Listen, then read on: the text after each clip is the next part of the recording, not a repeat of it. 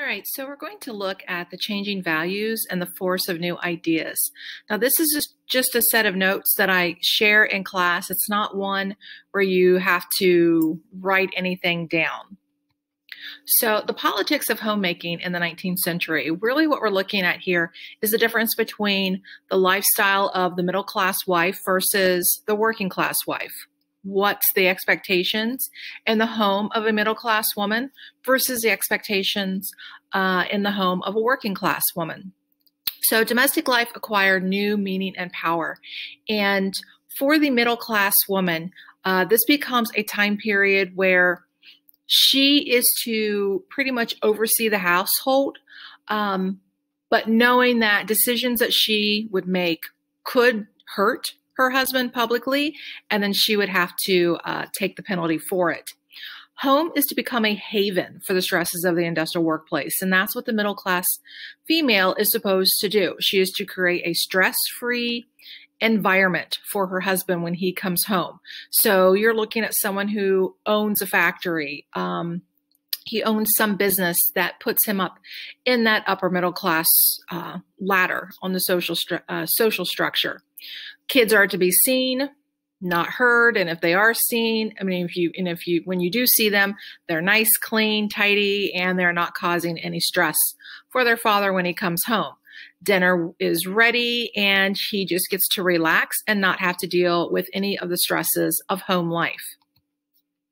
And for the middle class female, a book is out there to help her figure out how to rule her home. Mrs. Beeton's book of household management goes step by step on how she is to bring order, hard work into her household, how she is to create the stress-free environment, and how she is to navigate through the economics of her home. Treat it like a business.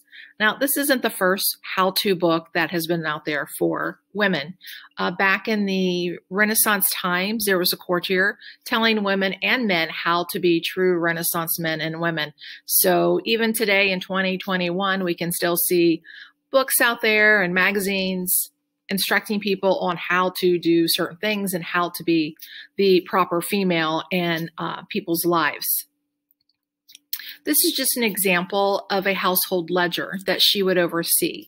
So you have your annual budget, you have what the income's going to be, what their mortgage and taxes is going to cost, everything regarding the housekeeping, insurance, medical, schooling for the kids, all of it's right here. And this is what she is to oversee and not stress her husband out.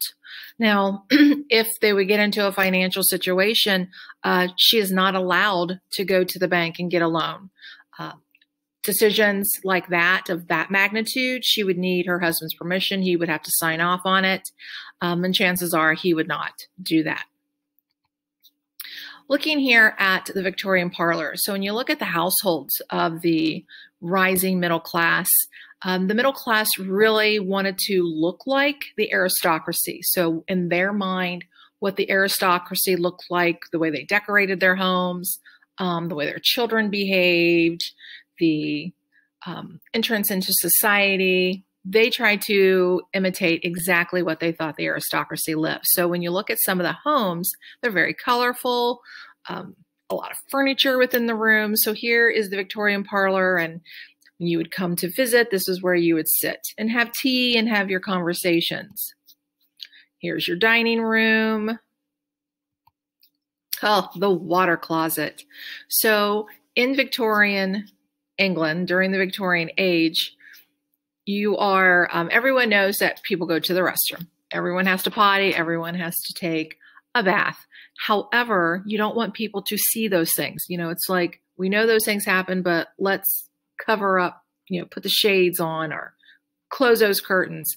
So you see here, this box, this long box, that's the bathtub, where they literally had like a wooden box that would sit over it to cover it up, just in case your door was open into the water closet and someone would actually see it. And then here, over here, you have the toilet with that box over top of it. Majority of the people did not have indoor plumbing, and that includes the middle class, the upper middle class. A lot of people are still using outhouses at this time. The Victorian Library.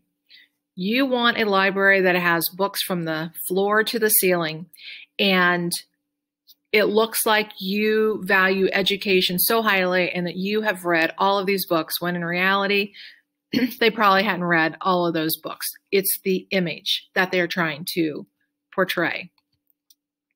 Now, for the working class wives and the mothers, this idea of creating this new domestic ideology, this stress-free environment, it's just not a reality for these women. They are working those 16 to 18-hour shifts every single day. They are engaged in that industrial activities that is allowing the middle-class people to have the money that they have to live that lifestyle. Every single penny they bring into their household, their family depends upon. And the middle-class women cannot look at the situation that the working-class women are in and see it as you're in it for survival. Instead, they just say the problems in your life is because you have not created this stress-free environment in your home. You're not there for your kids or your husband. In reality, they can't be. Troubles at home. A lot of critics are blaming the working class women for, any problems in society. Their husbands become alcoholics due to the stress of the industrial world. That's her fault. She should have created a stress-free environment. She's beaten. That's her fault. She should have created that stress-free environment. Her children are involved in maybe some activity they shouldn't be involved in. If she was home and watching her kids, then we wouldn't have had this problem. If she is raped, it is her fault. So you will find in literature and pieces of art during this time where there's a lot of criticism on the working class females and really placing a lot of the blame upon them. There are some in society who are going to say, you know what, forget what society expects of us.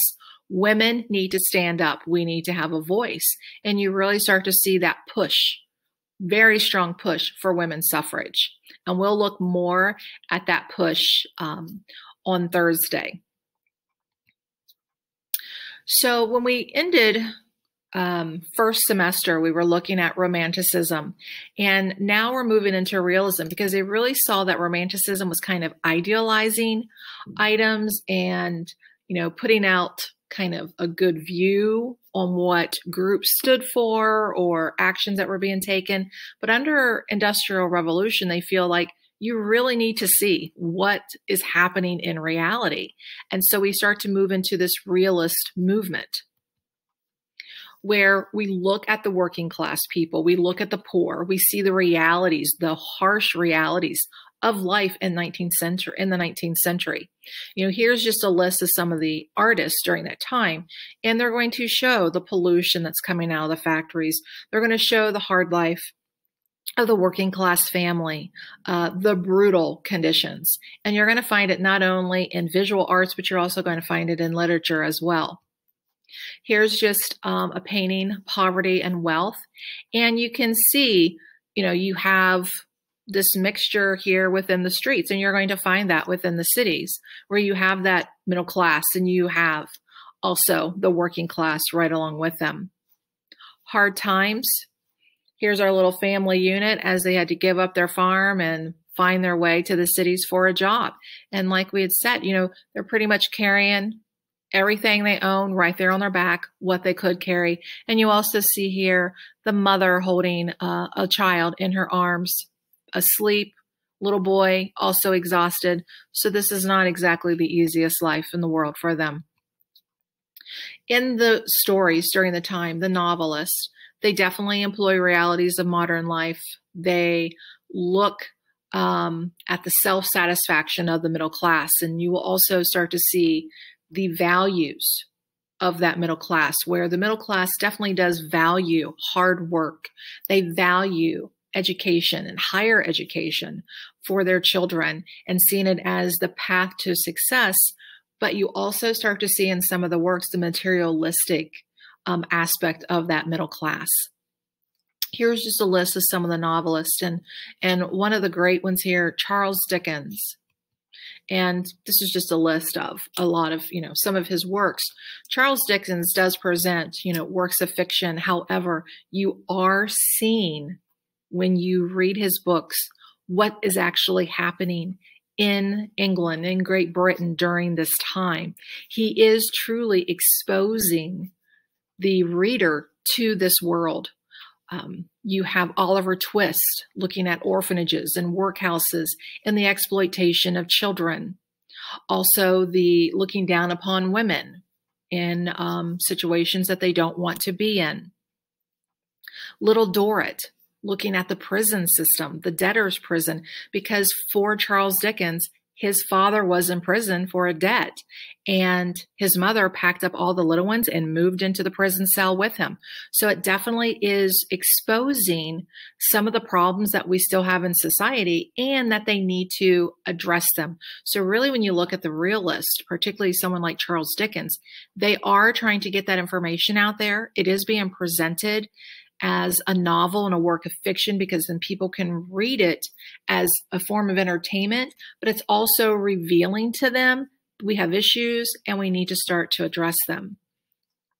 Jane Austen, always a favorite with a lot of the female students in the class, definitely looking at those social issues of the time period, looking at the role of your social class and the role of men and women. Photography comes out. We start to see this use of photography, and you really, at this point, you're not questioning what you're seeing because you're like, you can't say that I sugar-coated my painting with showing the harsh realities of a working class family or what life is like working in the mines when I'm taking a photograph. In the beginning, we're looking at more portraits and landscapes, but we definitely start to see changes. And then here we just have that particular landscape. And here's some portraits. So as you go through just looking at what life was like and some of the values, you'll definitely see that we are moving into a different time frame, and photographs are something we're definitely going to utilize even more, and definitely wanting to reveal the good, the bad, and the ugly all in society.